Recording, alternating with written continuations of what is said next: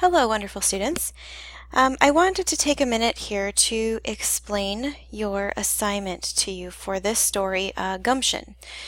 And I'm going to be asking you to write a basic literary analysis for the story Gumption by Langston Hughes. Now, you may remember a couple of weeks ago you took the STAR 360 test either for the first time or for the second time, and based on those test scores I have placed students into different groups. Your test scores reflect that you are reading and performing above grade level in your English course, and so it is for that reason that I'm going to challenge you a little bit more throughout the rest of the school year. I don't want you to worry that this is going to be extra assignments. So these are not going to be things that happen to you in addition to what you would already have been doing. They will always try to replace something, so you will do this instead of something else.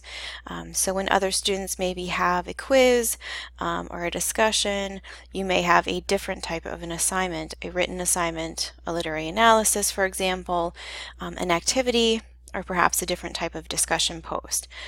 So I don't want you to worry that extension means that you're doing extra. But it does mean that you'll be doing perhaps different things. We might be working on standards above the 8th grade level and working on different skills that you'll be needing as you continue to challenge yourself in English throughout high school. Okay, if at any point you feel like, you know what, this is not the right group for me, or I don't feel like I'm able to do these assignments, or I'm not feeling successful, please just reach out to me via email. We can do one of two things. We can work together in CC sessions to help you be successful with this material if you'd like to stay in the group, or if you're feeling like this just isn't a good fit, we can have you rejoin kind of the traditional K-12 lesson group. Okay, so that's just something that I wanted to throw out there and let you know, make sure you are aware of before we get started. And this is really the first assignment that you're going to experience something different than your peers. You will not see their work and they will not see your work. So it is only if you decide to tell them that you're doing different assignments that they will know. Okay? So what you're going to be doing, like I said, is going to be a basic literary analysis paragraph. So this is a kind of a baby step into a real, true, in-depth literary analysis, and eventually you'll write a literary analysis essay. All of that seems very overwhelming, and I think those words itself sound even a little bit overwhelming, but by the end of the year we'll use a couple of different methods. We'll use an IC method and we'll use soapstone. And all of those tools, kind of like the P paragraph tool, are going to help you be really successful with what is a pretty challenging task, but one that you'll use a lot in high school and college especially. College is a big fan of the literary analysis paragraph. So we are getting started on that today. We're actually going to use our argument paragraph framework that you already know for this particular literary analysis because it is an arguable question.